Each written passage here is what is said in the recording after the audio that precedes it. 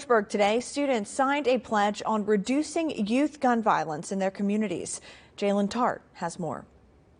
The Student Pledge Against Gun Violence is a national program that honors the role of students and teens to reduce the risk of gun violence in their communities and in their schools.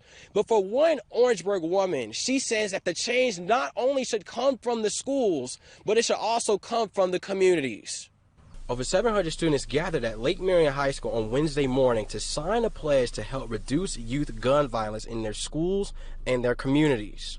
One thing I want to do is engage in the community. If I see certain things that's not right or something that seems suspicious or off, to let someone an authority know. I signed a pledge today because nowadays it's a lot of teens dying from gun violence, and we could stop this by just we can handle our problem with just talking. We don't always got to use guns all the time to handle violence, stuff like that. Michelle Green is from the organization Voices of Black Mothers United, which is a national group of mothers who lost their children to gun violence. She shared her personal experience of gun violence where she lost her two sons, Isaac and Carlton Wilson, over a 9-year span.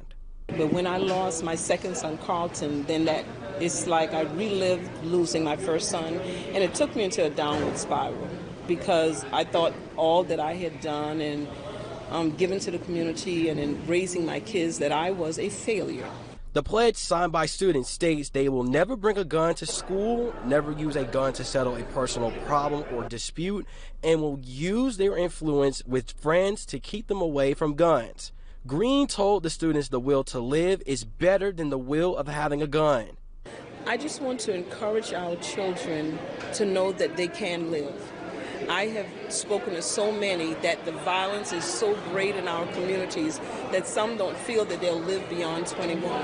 Green is also the founder of Reclaiming Our Youth Services, which is a nonprofit to help support grieving mothers and to spread community awareness all across South Carolina.